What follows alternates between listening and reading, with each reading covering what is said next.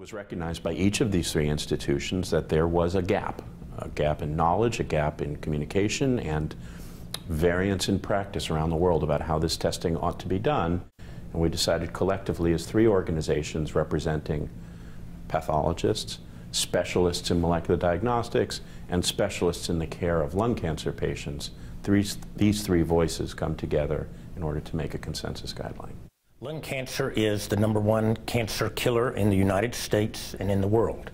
For the first time, we now have a therapy to offer to patients that can prolong their survival, that involves molecular targeted therapy, and therefore this promise of improved survival is something that is very exciting for the patients and their doctors, their families, and will hopefully have a big impact eventually on lung cancer itself. The key recommendations of the guidelines, there are many, but perhaps the most important ones for lung cancer patients are that all patients with advanced lung adenocarcinoma should be tested for EGFR and ALK abnormalities that would qualify them for EGFR or ALK inhibitor therapy, regardless of age, race, smoking history. So any oncologist should be able to provide this testing and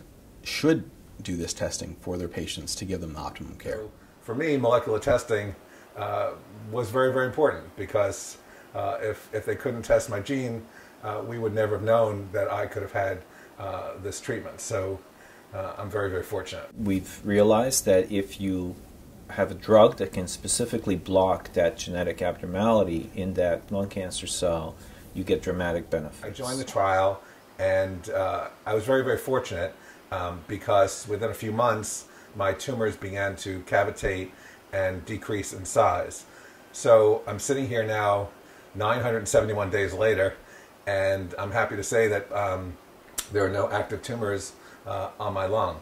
With the proper biomarker, I can tell a patient they have a 70 to 80% chance of responding to a treatment, rather than saying that they have a 1 in 10 chance of responding to that treatment.